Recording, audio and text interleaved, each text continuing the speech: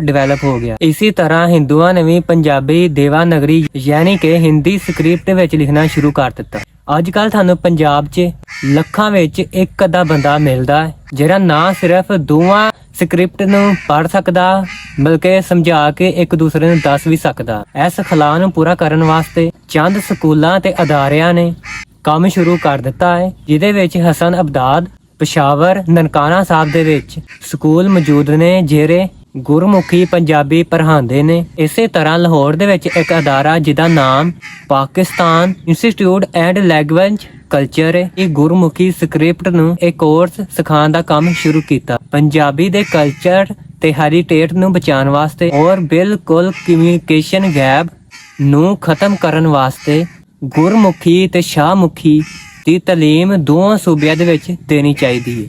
ਇਹਦੇ ਨਾਲ ਮੈਂ ਤੁਹਾਡੇ ਤੋਂ ਇਜਾਜ਼ਤ ਚਾਹਾਂਗਾ। ਨਾਲ ਤੁਸੀਂ ਟੱਲੀ ਤੇ ਬੈਲ ਆਈਕਨ ਦਬਾ